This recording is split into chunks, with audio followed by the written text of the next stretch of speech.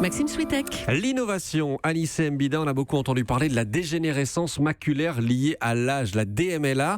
Jusqu'ici, il n'existait aucun traitement. Heureusement, ça va bientôt changer. Oui, on le rappelle, la DMLA, c'est cette maladie qui fait perdre progressivement la vision centrale. Tout est déformé ou sombre au milieu du champ de vision, alors que la périphérie reste normale. On a tous vu les pubs à la télé. C'est la principale cause de malvoyance après 50 ans. 1 million de Français en souffrent.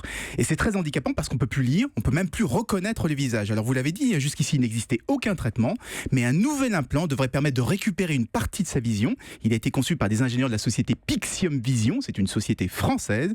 Et la bonne nouvelle, c'est que l'agence du médicament vient d'autoriser les premiers tests cliniques, donc la DMLA ne sera bientôt plus une fatalité. Alors vous parlez d'implant, concrètement, comment est-ce qu'il fonctionne ? On utilise une caméra qui est placée sur la branche des lunettes, qui va envoyer des images qui ont été recodées à un minuscule implant qui est situé, lui, sous la rétine. Alors l'implant va ensuite convertir ces images en impulsions électriques, exactement comme auraient fait les cellules de la rétine si elles n'avaient pas été détruites par la DMLA.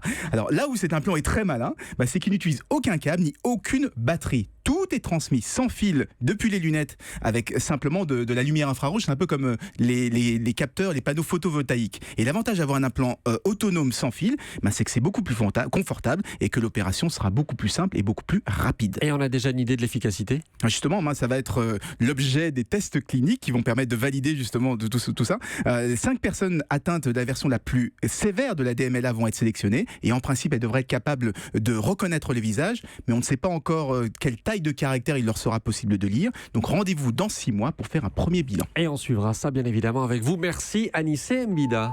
Europe 1.